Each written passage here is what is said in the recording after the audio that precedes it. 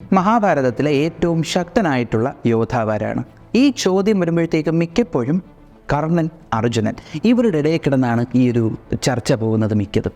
എന്നാൽ ശരിക്കും ഇവർ രണ്ടുപേരും തന്നെയാണോ മഹാഭാരതത്തിലെ ശക്തരായിട്ടുള്ള യോദ്ധാവ്? ഇന്ന് നമുക്ക് അതിനെക്കുറിച്ചൊന്ന് സംസാരിക്കാം. ഈ വീഡിയോ അവസാനം വരെ കാണുക. ചിലപ്പോൾ നിങ്ങളുടെ ഒപ്പീനിയനെ കോൺട്രഡിക്റ്റ് ചെയ്യുന്ന ഒരു സ്റ്റേറ്റ്മെൻ്റ് ആയിരിക്കും ഞാൻ പറയുന്നത്. നമുക്ക് കേട്ട് നോക്കാം. നമസ്കാരം, ഞാൻ വൈശാഖ്. ടെലിസ്കോപ്പിലേക്ക് സ്വാഗതം.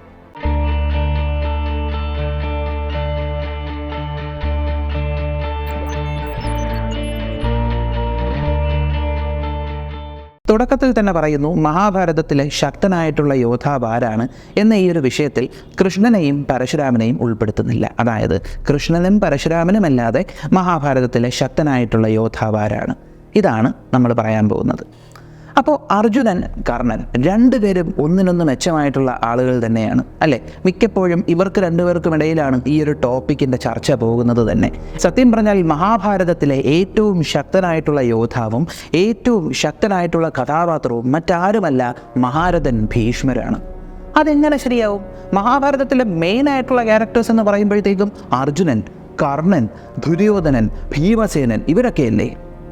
അപ്പോൾ എങ്ങനെ നമുക്ക് ഭീഷ്മർ ഇത്ര ശക്തനാണെന്ന് പറയാൻ പറ്റും? ഏകദേശം ഈ ഒരു തെറ്റിദ്ധാരണ കാരണം തന്നെയാണ് കൂടുതൽ ഭീഷ്മരെ അനലൈസ് ചെയ്യാതെ എല്ലാവരും നേരെ കർണൻ, അർജുനൻ, ഭീമസേനൻ, ദുര്യോധനൻ ഇങ്ങനെ പോകുന്നത്.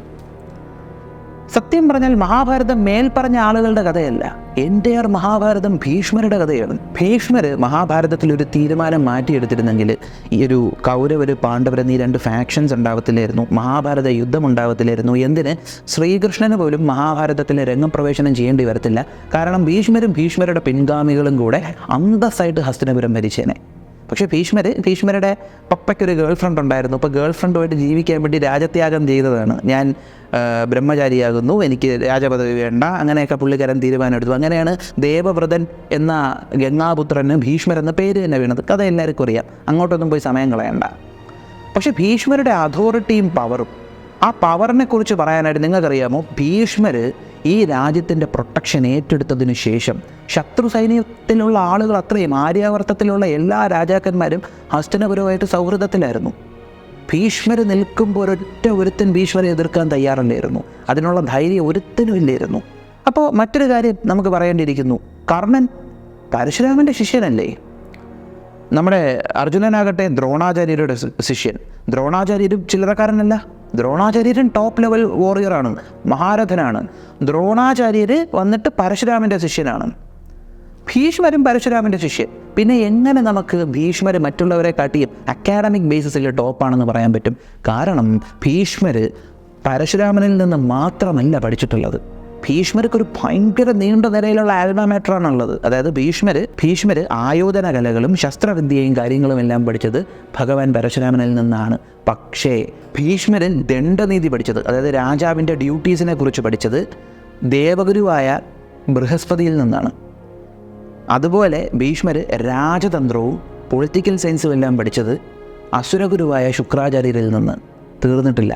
സപ്തർഷികളിൽ ഒരാളായ വസിഷ്ഠമുനിയിൽ നിന്നും ശബന മഹർഷിയിൽ നിന്നുമാണ് ഭീഷ്മർ വേദവും വേദാന്തവും പഠിച്ചത്. അതിലും പൂർണ്ണജ്ഞാനമുണ്ട് ഭീഷ്മർക്ക്. തീർന്നിട്ടില്ല. ബ്രഹ്മാവിൻ്റെ മൂത്ത മകനെന്ന് പറയുന്ന സനത് കുമാരൻ എന്ന് പറയുന്ന മുനിയിൽ നിന്നും ഭീഷ്മർ ഒരുപാട് കാര്യങ്ങൾ പഠിച്ചെടുത്തിട്ടുണ്ട്. ഇങ്ങനൊരു നീണ്ട നിര ഓഫ് ഗുരുക്കന്മാർ ഭീഷ്മർക്കുണ്ടായിരുന്നു.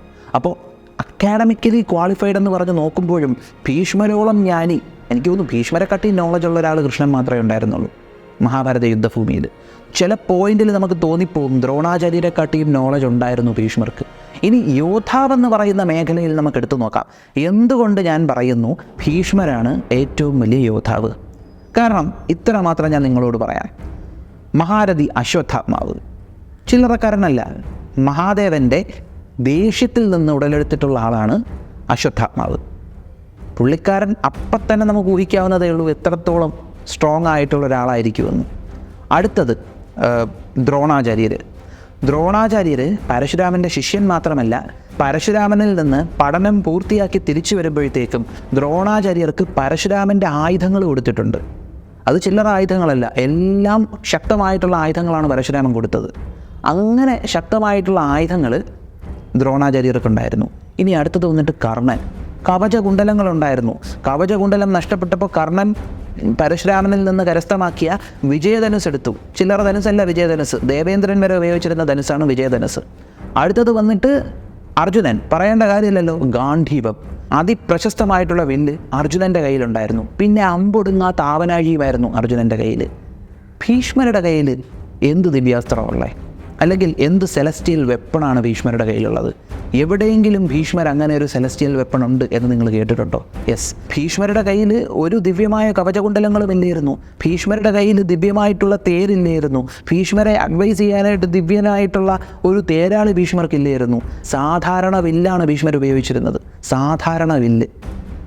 പിന്നെ ഒബ്വിയസ്ലി എന്താ പറയുക, ദിവ്യാസ്ത്രങ്ങളെക്കുറിച്ചുള്ള നോളജ് ഉണ്ടായിരുന്നു. ബ്രഹ്മാസ്ത്രം ഉപയോഗിക്കാനുള്ള നോളജ് ഉണ്ടായിരുന്നു, പ്രശ്വാസ്ത്രം, അതുപോലെ നാരായണീയാസ്ത്രം, ഇതുപോലെ സമ്മോഹനാസ്ത്രം, ഇതുപോലെ ഒരുപാട് അസ്ത്രങ്ങളെക്കുറിച്ചുള്ള നോളജ് ഭീഷ്മർക്കുണ്ടായിരുന്നു. അപ്പോൾ അങ്ങനെയുള്ള ഭീഷ്മർ, സാധാരണ വില്ലുള്ള ഭീഷ്മർ, സാധാരണ ചെസ്റ്റ് പ്ലേറ്റുള്ള ഭീഷ്മർ, സാധാരണ വില്ലുള്ള ഭീഷ്മർ, ആ ഭീഷ്മരുടെ കൊടിയുണ്ടല്ലോ, കൽപ്പവൃക്ഷമുള്ള വെള്ളക്കൊടി, ആ കൽപ്പവൃക്ഷമുള്ള കൊടി കണ്ടാൽ ശത്രുസൈന്യം വിറച്ചിരുന്നു. ആ കൊടി കാണുമ്പോൾ തന്നെ ശത്രുസൈന്യത്തിലുള്ള ആളുകൾ അവരുടെ ആയുധം വെച്ച് കീഴടങ്ങിയിരുന്നു. അതായിരുന്നു ഭീഷ്മരുടെ സ്ട്രെങ്ത്.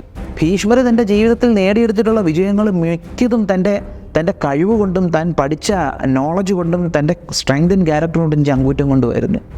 കാരണം ഭീഷ്മരുടെ, ഞാൻ പറഞ്ഞില്ല, കൊടി കണ്ട ശത്രുസൈന്യം ആയുധം വെച്ച് കീഴടങ്ങുമായിരുന്നു. അത്രത്തോളം ഓറ ആ ഒരു യോദ്ധാവിന് ക്രിയേറ്റ് ചെയ്യാൻ പറ്റിയിട്ടുണ്ട്. പിന്നെ അർജുനൻ ഫാൻസ് എല്ലായിടത്തും പറയുന്നൊരു കാര്യമുണ്ട്, അർജുനൻ ഒറ്റയ്ക്ക് ഹസ്തിനപുരത്തിലെ സൈന്യത്തെ കീഴ്പ്പെടുത്തി. ഭീഷ്മർ, ദ്രോണാചാര്യർ, കൃപാചാര്യർ, കർണൻ, ഇവരെല്ലാം അർജുനൻ വിരാട യുദ്ധത്തിൽ കീഴ്പ്പെടുത്തി സമ്മോഹനാസ്ത്രം പ്രയോഗിച്ചുവെന്ന്. നിങ്ങളൊരു കാര്യം ആലോചിക്കണം, ആ സമയത്തും കർണൻ്റെ കയ്യിൽ കവചകുണ്ടലങ്ങളുണ്ടായിരുന്നു. കർണൻ അവിടെ ഒരു അപ്പർ ഹാൻഡ് ഉണ്ടായിരുന്നേ, കവചകുണ്ടലം ഉണ്ടായിരുന്നു. ഭീഷ്മരുടെ കയ്യിൽ ആ സമയത്ത് ഒരു സെലസ്റ്റിയൽ വെപ്പണും ഇല്ലായിരുന്നു. ഭീഷ്മർ ആ സമയത്ത് ഫുൾ സ്ട്രെങ്തിലല്ല ഫൈറ്റ് ചെയ്തിരുന്നത്. ഭീഷ്മർ ഫുൾ സ്ട്രെങ്തിൽ ഫൈറ്റ് ചെയ്തിരുന്നത് പുള്ളിക്കാരൻ്റെ അവസാനത്തെ സമയത്തിലായിരുന്നു പാണ്ഡവരുമായിട്ട്. പക്ഷേ അർജുനൻ്റെ കയ്യിൽ ആ സമയത്ത് ഗാന്ധീപം ഉണ്ടായിരുന്നു. ഗാന്ധീപം എന്ന് പറയുന്ന ആ വില്ല് കൊണ്ടിട്ട് ഒരു സമയം 100,000-ൽ കൂടുതൽ ആളുകളെ നേരിടാൻ പറ്റും. അതങ്ങനെ ക്രിയേറ്റ് ചെയ്തിട്ടുള്ളൊരു വില്ലാണ്. അതുപോലെ തന്നെ അമ്പൊടുങ്ങാത്ത ആവനാഴി, അതായത് അമ്പ് തീരത്തില്ല ആവനാഴിയിൽ അർജുനൻ്റെ. ഈ ഒരു ആയുധം വെച്ചിട്ടാണ് അന്ന് അത്ര പേരെയും അർജുനൻ നേരിട്ടത്. ദാറ്റ് ഡസൻറ്റ് മീൻസ് അർജുനന് കഴിവില്ല എന്നല്ല. പക്ഷേ പ്രൈമിൽ ഫുൾ പവറിൽ ഭീഷ്മർ നിൽക്കുകയാണെങ്കിൽ 10 അർജുനനും 10 കർണനും സമനായിരിക്കും ഒരു ഭീഷ്മർ. അത് പ്രൂവ് ചെയ്യുന്നൊരു കാര്യമാണ് പരശുരാമനുമായിട്ടുള്ള യുദ്ധം. 23 ദിവസം എന്തോ പരശുരാമനുമായിട്ട് ഭീഷ്മർ യുദ്ധം ചെയ്തിട്ടുണ്ട്. അതിൻ്റെ കഥാപശ്ചാത്തലത്തിലേക്ക് നമുക്ക് പോകേണ്ട, അതാണെങ്കിൽ ഒരുപാട് സംസാരിക്കേണ്ടി വരും. നമുക്ക് ഈ ഒരു വാറിയർ പോയിൻ്റ് ഓഫ് വ്യൂ മാത്രം നോക്കിയാൽ മതി. അപ്പോൾ 23 ദിവസത്തോളം പരശുരാമനുമായിട്ട് ഭീഷ്മർ യുദ്ധം ചെയ്തു. അന്ന് ഭീഷ്മരും പരശുരാമനും അങ്ങോട്ടും ഇങ്ങോട്ടും ഭയങ്കരമായിട്ടുള്ളൊരു ഫൈറ്റാണ് എക്സിബിറ്റ് ചെയ്തത്. പരശുരാമൻ ആദ്യം ഭീഷ്മർ ഫൈറ്റ് ചെയ്തില്ല, പക്ഷേ പരശുരാമൻ ഓർഡർ ഇട്ടു. അതിനുശേഷം ഭീഷ്മർ ഫൈറ്റ് ചെയ്തു തുടങ്ങി. ഭീഷ്മർ അന്നത്തെ ദിവസം തൻ്റെ ഫുൾ സ്ട്രെങ്തിൽ ഫൈറ്റ് ചെയ്തുകൊണ്ടിരുന്നു പരശുരാമനുമായിട്ട്. കാരണം ഫുൾ സ്ട്രെങ്തിൽ ഫൈറ്റ് ചെയ്തേ പറ്റുള്ളൂ. പരശുരാമൻ മഹാവിഷ്ണുവിൻ്റെ അവതാരമാണ്, ചില്ലറക്കാരനല്ല. പരമശിവൻ്റെ ശിഷ്യനാണ്, ചില്ലറക്കാരനല്ല. അതുകൊണ്ട് തന്നെ പരശുരാമനുമായിട്ട് ഗംഭീര ഫൈറ്റാണെന്ന് ഭീഷ്മർ എക്സിബിറ്റ് ചെയ്തത്. അന്ന് ഇങ്ങനെ പറയുന്നുണ്ട്, പരശുരാമൻ തൻ്റെ ദിവ്യാസ്ത്രങ്ങൾ എഴുതിട്ട് പോലും ഭീഷ്മരെ കീഴ്പ്പെടുത്താൻ പറ്റിയില്ല. ആ ദിവ്യാസ്ത്രങ്ങളെപ്പോലും ഭീഷ്മർ ന്യൂട്രലൈസ് ചെയ്തുകൊണ്ടിരുന്നു. ബോറി ക്രിട്ടിക്കൽ എഡിഷനിൽ അമ്പയോട് ഭീഷ്മർ പറയുന്നൊരു ഡയലോഗുണ്ട്, സുന്ദരിയായ അമ്പേ, ഇത്രയും നേരവും ഞാൻ ഭീഷ്മരുമായി പോരാടിക്കൊണ്ടിരുന്ന സമയത്ത് പോലും എൻ്റെ ശിഷ്യനായ ഭീഷ്മർക്ക് മേൽ ആധിപത്യം സ്ഥാപിക്കാൻ എനിക്ക് കഴിഞ്ഞില്ല. Even though I have used my supreme weapons, അതായത് എൻ്റെ ഏറ്റവും ശക്തമായിട്ടുള്ള ആയുധങ്ങൾ പ്രയോഗിച്ചിട്ട് പോലും ഭീഷ്മർക്ക് മേൽ എനിക്ക് ആധിപത്യം സ്ഥാപിക്കാൻ കഴിഞ്ഞില്ല. അതായത് ഏറെക്കുറെ ഭീഷ്മർ പരശുരാമനെ കീഴ്പ്പെടുത്തി എന്നൊരവസ്ഥയിലെത്തിയായിരുന്നു. 2 പേരും പിന്നെ ബ്രഹ്മാസ്ത്രം പ്രയോഗിക്കാൻ ഒരുങ്ങി. 2 പേരും ബ്രഹ്മാസ്ത്രം പ്രയോഗിച്ചാൽ ഇത് രണ്ടും കൂടെ കൂട്ടിമുട്ടി ഭയങ്കര പ്രശ്നം ഉണ്ടാവും എന്നുള്ളത് കൊണ്ട് തന്നെ ദേവന്മാരെല്ലാവരും കൂടെ വന്നിട്ട് ഇവർ തമ്മിലുള്ള ഈ ഒരു ഫൈറ്റ് അങ്ങ് ഒതുക്കി തീർക്കുകയായിരുന്നു. പക്ഷേ ചില സ്ഥലങ്ങളിൽ സീരിയലിലൊക്കെ പരമശിവൻ സ്വയം ഇറങ്ങി വന്നിട്ടാണ് ഈ ഒരു ഫൈറ്റ് അവസാനിപ്പിച്ചതെന്നും പറയുന്നുണ്ട്. എന്തു തന്നെയാണെങ്കിലും ഭീഷ്മർ പരശുരാമനെ പരാജയപ്പെടുത്തിയെന്ന് തന്നെ നമുക്ക് പറയാം. പരശുരാമനെ പരാജയപ്പെടുത്തി. പരശുരാമൻ എന്ന് പറയുമ്പോൾ ഭൂമിയിൽ നിന്ന് 21 തവണ ക്ഷത്രിയന്മാരെ ഉന്മൂലനം ചെയ്ത ആളാണ് പരശുരാമൻ. ഈ ക്ഷത്രിയന്മാരിലുള്ള രാജാക്കന്മാരെല്ലാം കഴിവട്ടവന്മാരൊന്നും അല്ലായിരുന്നു. അതിൽ കാർത്തവീര്യാർജുനൻ എന്നും പറഞ്ഞ ആളുകളുണ്ടായിരുന്നു. കാർത്തവീര്യാർജുനൻ ചില്ലറക്കാരനൊന്നുമല്ല, നല്ല ശക്തനായിട്ടുള്ള രാജാവായിരുന്നു. ആ കാർത്തവീര്യാർജുനനെ പോലും വധിച്ച, ഈ 21 തവണ ക്ഷത്രിയന്മാരെ കീഴ്പ്പെടുത്തിയ പരശുരാമനെ ഭീഷ്മർക്ക് കീഴ്പ്പെടുത്താൻ സാധിച്ചാൽ, അല്ലെങ്കിൽ കീഴ്പ്പെടുത്തുന്ന വക്കിലെത്താൻ ഭീഷ്മർക്ക് സാധിച്ചുവെങ്കിൽ, ഈ ഒരു അർജുനനും ഈ ഒരു കർണനും എങ്ങനെ ഭീഷ്മരെ കീഴ്പ്പെടുത്താൻ പറ്റും? ഈ പറയുന്ന അർജുനനും കർണനും ദൈവത്തിൻ്റെ പ്രസാദത്തിലുണ്ടായ കുട്ടികളാണെങ്കിൽ പോലും ഇവർ രണ്ടുപേരും മനുഷ്യർ തന്നെയാണ്. പക്ഷെ പരശുരാമൻ വന്നിട്ട് മഹാവിഷ്ണുവിൻ്റെ അവതാരമാണ്, പരമശിവൻ്റെ ശിഷ്യനാണ്. സർവോപരി മഹാഭാരതത്തിൽ തന്നെ 2 അതിമഹാരഥികളെ ഉണ്ടായിരുന്നുള്ളൂ. അതിമഹാരഥൻ കൃഷ്ണനും അതിമഹാരഥൻ പരശുരാമനും. ഈ അർജുനനും കർണനും മഹാരഥന്മാരായിരുന്നു, ഭീഷ്മരെ പോലെ മഹാരഥനായിരുന്നു. മഹാരഥനായ ഭീഷ്മർക്ക് അതിമഹാരഥനായ പരശുരാമനെ കൊണ്ട് ഈ ഒരു ഡയലോഗ് പറയിപ്പിക്കാൻ കഴിഞ്ഞെങ്കിൽ, അതിമഹാരഥനായ പരശുരാമനെ പരാജയത്തിൻ്റെ വക്കിലെത്തിക്കാൻ കഴിഞ്ഞുവെങ്കിൽ, ആലോചിച്ച് നോക്കുക എത്രത്തോളം ഗംഭീരമായിട്ടുള്ളൊരു യോദ്ധാവാണ് ഭീഷ്മരെന്ന്. അതിശക്തനായിരുന്നു. പിന്നെ അത് മാത്രമല്ല, സ്ട്രെങ്ത് ഇൻ ക്യാരക്ടർ പറയുകയാണെങ്കിൽ കാലങ്ങളാണ് ഭീഷ്മർ ബ്രഹ്മചര്യം അനുഷ്ഠിച്ചിരുന്നത്. അതൊക്കെ എത്ര ബുദ്ധിമുട്ടുള്ളൊരു കാര്യമാണെന്ന് നമ്മൾ സാധാരണക്കാരെ ചിന്തിച്ചാൽ തന്നെ മനസ്സിലാവും. ലൈഫ് ടൈം മുഴുവനും ബ്രഹ്മചര്യമായിരുന്നു ഭീഷ്മർ. അതുപോലെ ദ്രോണാചാര്യർ, അയ്യോ എൻ്റെ മോൻ എൻ്റെ മോൻ എൻ്റെ മോൻ എന്നും പറഞ്ഞ് ഈ മനുഷ്യൻ എന്തെല്ലാം കാണിച്ചു കൂട്ടിയിട്ടുണ്ടെന്നറിയോ? ആ മോൻ്റെ അടുത്തുള്ള ആ ഒരു അമിതമായിട്ടുള്ള സ്നേഹം കാരണമാണ് അവസാനം ഇദ്ദേഹത്തെ കീഴ്പ്പെടുത്തേണ്ടി വന്നതും. പക്ഷെ ഭീഷ്മർക്ക് വീക്ക് പോയിൻ്റ് ഇല്ലായിരുന്നു. ഈ പുള്ളിക്കാരനെ കീഴ്പ്പെടുത്തണമെങ്കിൽ പുള്ളിക്കാരൻ്റെ പ്രതിജ്ഞയിലൂടെ മാത്രമേ കീഴ്പ്പെടുത്താൻ പറ്റുള്ളൂ. പുള്ളിക്കാരൻ നിരായുധനായി നിന്നിട്ട് മാത്രമേ ഇവർക്ക് കൊല്ലാൻ കഴിഞ്ഞുള്ളൂ. എന്തിന് പറയണം, രാജയോഗി, യോഗേശ്വരൻ എന്നൊക്കെ പറയുന്ന ആളാണ് ശ്രീകൃഷ്ണൻ. അത്രത്തോളം യോഗയിൽ എക്സ്പേർട്ടായിട്ടുള്ള ആളാണ്. ആ ശ്രീകൃഷ്ണനെ പോലും തൻ്റെ പ്രതിജ്ഞ ലംഘിച്ച് ആയുധമെടുത്ത് ഭീഷ്മർക്ക് നേരെ, ഈ ഒരു വീലുണ്ടല്ലോ ചക്രം, ഈ ചക്രം എടുത്ത് ഭീഷ്മരുടെ നേരെ പോകേണ്ടി വന്നിട്ടുണ്ട്. അത്രത്തോളം ഒരു ദൈവത്തിൻ്റെ അവതാരത്തെ പോലും കലിപ്പ് തീരുന്നില്ലല്ലോ എന്നുള്ള രീതിക്ക് എത്തിക്കാൻ ഭീഷ്മർക്ക് സാധിച്ചു. അത്രത്തോളം ഭീഷ്മർക്ക് ഇമ്പാക്റ്റ് ക്രിയേറ്റ് ചെയ്യാൻ കഴിഞ്ഞു. അതെന്നൊക്കെ തന്നെ നമുക്ക് കൺക്ലൂഡ് ചെയ്യാവുന്നതേ ഉള്ളൂ. പിന്നെ ഈ ഒരു ടോപ്പിക്കിനെ കുറിച്ചൊരു ഇൻസ്റ്റയിൽ ഞാനൊരു 1 മിനിറ്റ് വീഡിയോ ചെയ്തായിരുന്നു. അതിൽ കമൻറ്റ് ബോക്സിൽ വന്ന് ബാർബരികൻ, എവർ ഹേർഡ് ഓഫ് ബാർബരികൻ? ബാർബരികൻ 3 അമ്പ് കൊണ്ട് തീർത്ത് കളയും. ബാർബരികനാണ് ടോപ്പ്. ഭീഷ്മരെ കാട്ടിയും ടോപ്പ് ബാർബരികനാണ്. അത് ബാർബരികൻ്റെ കഥ മുഴുവനും കേൾക്കാത്തതുകൊണ്ടാണ്. ഈ ബാർബരികൻ്റെ തലവെട്ടി മേളിൽ വയ്ക്കാൻ കാരണം എന്താണെന്നറിയോ? കാരണം എന്ന് പറയുമ്പോൾ നമുക്ക് ആ ഒരു കഥ അതുകൂടെ പറയാം. അതായത് മഹാഭാരത യുദ്ധം തുടങ്ങുന്നതിന് മുൻപ് മഹാരഥന്മാരെ പിടിച്ചിരുത്തിയിട്ട് കൃഷ്ണൻ ചോദിച്ചു, നിങ്ങൾക്ക് ഓരോ ആളുകൾക്കും ഒറ്റയ്ക്ക് ഈ ഒരു യുദ്ധം അവസാനിപ്പിക്കാൻ എത്ര ദിവസം വേണം ഒറ്റയ്ക്ക്? ഭീഷ്മർ പറഞ്ഞു, എനിക്ക് 20 ദിവസം മതി. That's enough for me. 20 ദിവസം തന്നെയാണ് എനിക്ക് ധാരാളം. പക്ഷേ ആലോചിക്കണം, യുദ്ധം 18ാമത്തെ ദിവസമാണ് 2 ശക്തികളും കൂടെ ഭയങ്കരമായിട്ട് ഏറ്റുമുട്ടിയിട്ട് 18 ദിവസം വേണ്ടി വന്നേ. ഭീഷ്മർക്ക് ഒറ്റയ്ക്ക് 20 ദിവസം മതിയെന്നാണ് ഭീഷ്മർ പറയുന്നത്. ഓക്കെ, അപ്പോൾ അടുത്തത് ദ്രോണാചാര്യർ പറയുന്നു, എനിക്ക് 24 ദിവസം വേണം.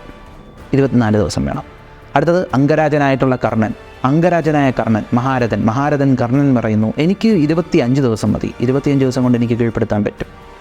അടുത്തത് അർജുനൻ്റെ ടേണായി. അർജുനൻ പറഞ്ഞു, മേൽപ്പറഞ്ഞ 3 പേരുടെ അത്ര ലെവലിലൊന്നും എനിക്ക് പറ്റത്തില്ല. എനിക്കൊരു 28 ദിവസമെങ്കിലും കുറഞ്ഞ പക്ഷം വേണം ഒറ്റയ്ക്ക് ഈ ഒരു യുദ്ധം തീർക്കാനായിട്ട്. ഭീമൻ്റെ ചെറുമകനായ ബാർബരികൻ പറയുന്നു, എനിക്ക് 1 മിനിറ്റ് കൊണ്ട് യുദ്ധം തീർക്കാൻ പറ്റും. അതിന് വേണ്ടിയിട്ടുള്ള 3 അസ്ത്രങ്ങൾ എൻ്റെ കയ്യിലുണ്ട്.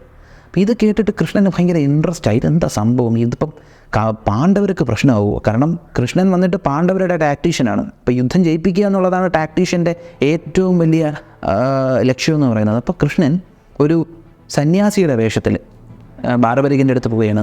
അല്ല, കൃഷ്ണൻ പറഞ്ഞു, ഞാൻ അറിഞ്ഞു നിനക്കെന്തോ മഹാഭാരത യുദ്ധം 1 മിനിറ്റ് കൊണ്ട് തീർക്കാൻ പറ്റുമെന്ന്. ഇത് എങ്ങനെ നിനക്ക് സാധിക്കുന്നത്? അവിടെ മഹാമയൻ ഭീഷ്മരുണ്ടായിരുന്നു, ദ്രോണർ, കർണൻ, അവരെ കൊണ്ടൊന്നും സാധിക്കാത്തത് നിനക്കെങ്ങനെ സാധിക്കും? അപ്പോൾ ഉടനെ പറഞ്ഞ്, അത് മുനിശ്രേഷ്ഠ, എൻ്റെ കയ്യിൽ 3 ആയുധങ്ങളുണ്ടേ. ഇതിലൊരു അസ്ത്രം വെച്ച് എനിക്ക് കൊല്ലാനുള്ള ആളുകളെ എനിക്ക് മാർക്ക് ചെയ്യാൻ പറ്റും. 2ാമത്തെ അസ്ത്രം വെച്ച് എനിക്ക് രക്ഷിക്കാനുള്ള ആളുകളെ മാർക്ക് ചെയ്യാൻ പറ്റും.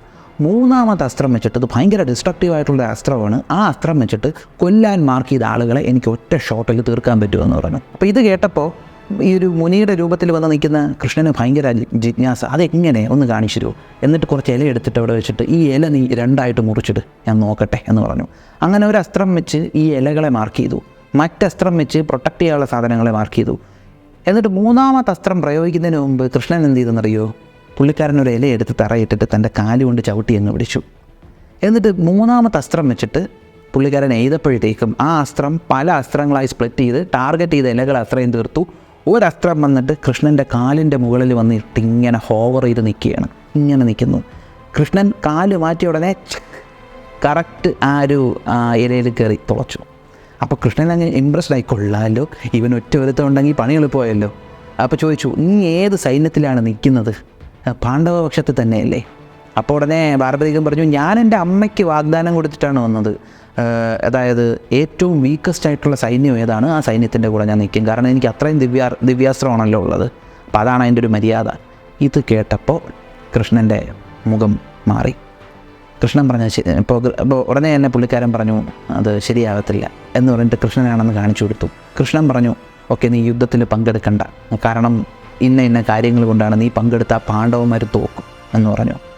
അതുകൊണ്ട് തന്നെ നീ നിൻ്റെ തല എനിക്ക് ദക്ഷിണയായിട്ട് തരാൻ പറഞ്ഞു. അങ്ങനെ തല, ബാക്കി കഥ അറിയാമല്ലോ, ഒരു കുന്നിൻ്റെ മുകളിൽ, ഒരു പില്ലറിൻ്റെ മുകളിലായിട്ടോ ഒരു കുന്തത്തിൻ്റെ മുകളിലായിട്ടോ ഈ തല ഇങ്ങനെ വെച്ച് മഹാഭാരത യുദ്ധം കാണുന്ന രീതിക്ക് ഇങ്ങനെ പ്ലേസ് ചെയ്തിരുന്നു. അന്ന് അങ്ങനെ ഒരു ഡിസിഷൻ കൃഷ്ണൻ എടുക്കാനുള്ള കാരണം എന്താണെന്നറിയോ?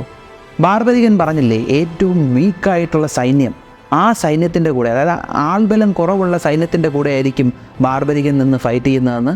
ബാർബരികൻ ഉറപ്പായിട്ടും പാണ്ഡവപക്ഷത്തിൽ തന്നെ നിൽക്കേണ്ടി വരും.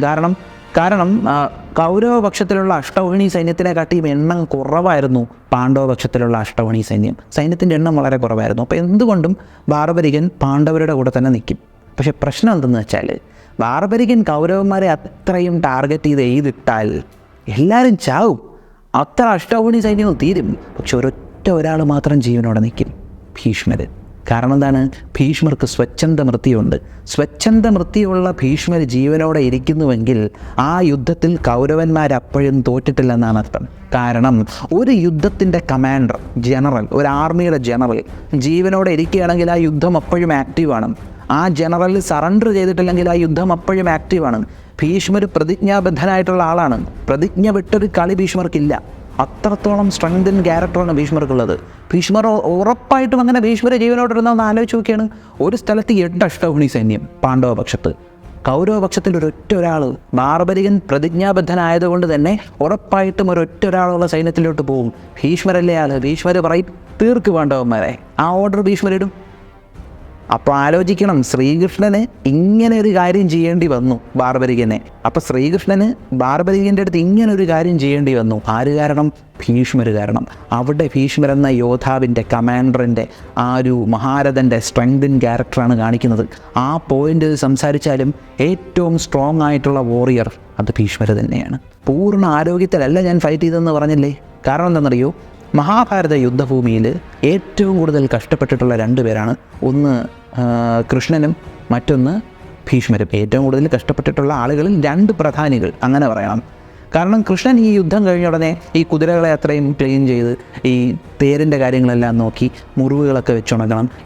എന്നിട്ട് തൻ്റെ പൂജയും കർമ്മങ്ങളും ശ്രീരുദ്രം ജപിക്കാനൊക്കെ പോകണം. അങ്ങനെ കൃഷ്ണൻ്റെ ദിവസം മുഴുവനും ബിസിയായിരുന്നു. ഉറങ്ങാൻ പോലും കൃഷ്ണന് സമയം കിട്ടിയിരുന്നില്ല. ഇതുപോലെ തന്നെ ഭീഷ്മർ സ്വയം ഒരു ശിക്ഷ വിധിക്കുകയായിരുന്നു. പാണ്ഡവരെ വളരെ ഇഷ്ടമായിട്ട് പോലും പാണ്ഡവരെ കൊല്ലാനായിട്ടാണ് താൻ ഫൈറ്റ് ചെയ്യുന്നത്. അത് തെറ്റാണെന്ന് ഭീഷ്മർക്ക് തോന്നിയിട്ട് ഭീഷ്മർ സ്വയം ഭീഷ്മരെ ശിക്ഷിച്ചുകൊണ്ടിരിക്കുകയായിരുന്നു. എങ്ങനെയെന്നറിയോ? രാത്രി മുഴുവനും ഉറങ്ങാതെ ഈ ഒരു കുരുക്ഷേത്ര യുദ്ധഭൂമിയിൽ തന്നെ നിന്നു ഭീഷ്മർ. അപ്പോൾ പ്രോപ്പറായിട്ടുള്ള ഫുഡൊക്കെ കഴിച്ച് റെസ്റ്റൊക്കെ ചെയ്ത് നല്ല രീതിക്ക് അങ്ങോട്ട് ഫൈറ്റ് ചെയ്തിരുന്നപ്പോൾ രംഗമൊന്ന് ആലോചിച്ച് നോക്കിയേ. ഇവിടെ പറയേണ്ട മറ്റൊരു കാര്യവും കൂടെ ഉണ്ട് കേട്ടോ. ഇതുപോലെ വീക്കായിട്ട് ഭീഷ്മർ നിന്ന സമയത്ത് ഭീഷ്മർ 5 യോദ്ധാക്കളെ നേരിട്ടിട്ടുണ്ട്. ആ 5 യോദ്ധാക്കൾ ആരൊക്കെയാണെന്നറിയോ? ഭീമസേനൻ, അഭിമന്യു, സത്യകി, ഈ നകുല സഹദേവന്മാർ. ഇവരെ അത്രയും പേരെ ഭീഷ്മർ ആക്രമിച്ച് മുറിവേപ്പിച്ചുകൊണ്ടിരിക്കുകയായിരുന്നു. ഭീഷ്മരുടെ ശസ്ത്രങ്ങൾ ഇവരെ അത്രയും ആക്രമിച്ചുകൊണ്ടിരിക്കുകയായിരുന്നു. അവസാനം അർജുനന് വന്ന് അവരെ രക്ഷിച്ചുകൊണ്ട് പോകേണ്ടി വന്നു. ഇതെല്ലാം ആ വൃദ്ധനായിട്ടുള്ള മനുഷ്യൻ അത്ര ക്ഷീണത്തിൽ നിന്ന് ഫൈറ്റ് ചെയ്തപ്പോൾ ഉള്ള അവസ്ഥയാണ്.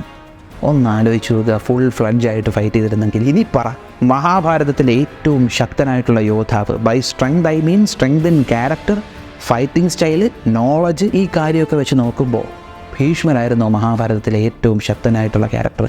ഞാൻ പറയും ആണെന്ന്. ഭീഷ്മരായിരുന്നു ഏറ്റവും ശക്തനായിട്ടുള്ള യോദ്ധാവ്. പക്ഷേ മഹാഭാരത യുദ്ധഭൂമിയിൽ ഏറ്റവും കൂടുതൽ വേദന അനുഭവിച്ചതും ഭീഷ്മരാണ്. എത്രയോ ദിവസങ്ങളാണ് ശരശയ്യയിലാം വേദനയും സഹിച്ച് കിടക്കേണ്ടി വന്നത്. കൃഷ്ണനോട് ഭീഷ്മർ ചോദിച്ചു, ഞാൻ എൻ്റെ ജീവിതമുടനീളം ധർമ്മം മാത്രം നോക്കി ജീവിച്ച ആളല്ലേ വാസുദേവ, പിന്നെ എന്തുകൊണ്ട് ഈ വേദന എനിക്ക് അനുഭവിക്കേണ്ടി വരുന്നു? അതിനും വേണ്ടി എന്ത് പാതകമാണ് ഞാൻ ചെയ്തത്? കൃഷ്ണൻ പറഞ്ഞു, ഭീഷ്മരെ അങ്ങ് ഒറ്റ ഒരാൾ കാരണമാണ് ഈ യുദ്ധം ഉണ്ടായത്. അങ്ങ് ആ സമയത്ത് കല്യാണം കഴിക്കത്തില്ല എന്നുള്ള തീരുമാനം എടുത്തില്ലായിരുന്നെങ്കിൽ, കല്യാണം കഴിക്കുമെന്നുള്ള തീരുമാനം എടുത്തിരുന്നുവെങ്കിൽ, ഹസ്തിനപുരത്തിൻ്റെ രാജാവാകുമെന്നുള്ള തീരുമാനം എടുത്തിരുന്നെങ്കിൽ ഈ യുദ്ധമൊന്നും ഉണ്ടാകത്തില്ലായിരുന്നു. എനിക്ക് രംഗപ്രവേശനം ചെയ്യേണ്ടി വരത്തില്ല. അത് പോട്ടെ, പാഞ്ചാലി വസ്ത്രാക്ഷേപം നടന്നിരുന്ന സമയത്ത് നിങ്ങളുടെ ചെറുമകളുടെയൊക്കെ സ്ഥാനത്തുള്ള പെൺകുട്ടിയാണ്. നിങ്ങൾ ഒറ്റ ഒരാൾ വിചാരിച്ചിരുന്നെങ്കിൽ നിങ്ങളുടെ പ്രതിജ്ഞയൊക്കെ മാറ്റിവെച്ച്, കാരണം നമ്മുടെ പ്രതിജ്ഞ, നമ്മുടെ ധർമ്മം മറ്റൊരാളെ വേദനിപ്പിക്കുന്നുണ്ടെങ്കിൽ അത് ധർമ്മമല്ല, അത് അധർമ്മമാണ്. അപ്പോൾ ഭീഷ്മരുടെ ധർമ്മവും ഭീഷ്മരുടെ ആ ഒരു സത്യപ്രതിജ്ഞയെല്ലാം മറന്നിട്ട് ഭീഷ്മർ ആയുധം എടുത്തിരുന്നെങ്കിൽ അന്നത്തെ ദിവസം, അല്ലെങ്കിൽ ശബ്ദമുയർത്തിരുന്നുവെങ്കിൽ ഒരിക്കലും പാഞ്ചാലിക്ക് അത്രയും വലിയൊരു നാണക്കേട് ഫേസ് ചെയ്യേണ്ടി വരത്തില്ലായിരുന്നു. ഒരിക്കലും ഈ ഒരു യുദ്ധം ഇത്രയും ഭയാനകമായിട്ടുണ്ടാകത്തില്ലായിരുന്നു. ഭീഷ്മർ ഒറ്റൊരാൾ വിചാരിച്ചാൽ മതിയായിരുന്നു. പക്ഷേ ഭീഷ്മർ അന്നും പ്രതിജ്ഞാബദ്ധനായി മിണ്ടാതെ നിന്നു. അതുകൊണ്ടാണ് ഭീഷ്മർ ഇത്രയും വേദന സഹിക്കേണ്ടി വന്നത്. കാരണം ഒരു പിതാമഹൻ്റെ ഡിസിഷൻ കാരണമാണ് ഈ ഒരു യുദ്ധം ഉണ്ടായത്. അതെന്ന് തന്നെ നമുക്ക് മനസ്സിലാക്കാം. മഹാഭാരതത്തിലെ പിവട്ടൽ ക്യാരക്ടറാണ് ഭീഷ്മരെന്ന്. യുദ്ധം അവസാനിച്ചതിന് ശേഷം യുധിഷ്ഠിരന് ഭീഷ്മർക്ക് മാത്രം അറിയാവുന്ന ഒരുപാട് നോളജും വിഷ്ണു സഹസ്രനാമവും പറഞ്ഞു കൊടുത്തതിന് ശേഷം മാത്രമേ ഭീഷ്മർ തൻ്റെ ജീവൻ ദേഹത്തുനിന്ന് വിട്ടുള്ളൂ. അത്ര ദിവസവും ഭീഷ്മർ ജീവനോടെ ഉണ്ടായിരുന്നു. അപ്പോഴും നമ്മൾ ആലോചിക്കേണ്ട കാര്യം, ഭീഷ്മരെ കീഴ്പ്പെടുത്തിയത് ഭീഷ്മരുടെ തീരുമാനത്തോടു കൂടി മാത്രം. And therefore he is the most strongest character in Mahabharata. ഈ ഒരു വീഡിയോ നിങ്ങൾക്ക് ഇഷ്ടമായെന്ന് വിശ്വസിക്കുന്നു. നിങ്ങളുടെ അഭിപ്രായങ്ങൾ ഉറപ്പായിട്ടും കമൻറ്റ് ചെയ്തേക്കുക. ഈ മേൽപ്പറഞ്ഞ ടോപ്പിക് ഉണ്ടല്ലോ, ആ ഒരു ടോപ്പിക്കിൽ ഒരു പക്ഷേ നിങ്ങളുടെ വ്യൂ പോയിൻറ്റിനെ കോൺട്രഡിക്റ്റ് ചെയ്യുന്ന ചില സ്റ്റേറ്റ്മെൻറ്റുകൾ ഞാൻ പറഞ്ഞിട്ടുണ്ടാവും. അതിനെക്കുറിച്ചും നിങ്ങൾ കമൻറ്റ് ചെയ്തേക്കുക. എനിക്ക് എന്തെങ്കിലും മിസ്റ്റേക്ക് പറ്റിയിട്ടുണ്ടെങ്കിൽ അതും തിരുത്തുക. നമ്മുടെ ചാനലിലേക്ക് നിങ്ങൾ ആദ്യമായിട്ടാണ് വരുന്നതെങ്കിൽ ഒന്ന് സബ്സ്ക്രൈബ് ചെയ്തേക്കുക. നമ്മുടെ ചാനലിലെ കണ്ടൻറ്റുകൾ നിങ്ങൾക്ക് ഇഷ്ടപ്പെടുന്നുണ്ടെങ്കിൽ നിങ്ങളുടെ ബന്ധുമിത്രാദികൾക്കും പറ്റുമെങ്കിൽ ശത്രുക്കൾക്കും ഒന്ന് അയച്ചു കൊടുക്കുക. മറ്റൊരു വീഡിയോയിൽ മറ്റൊരു കണ്ടൻറ്റുമായി കാണുന്നത് വരെ ബൈ.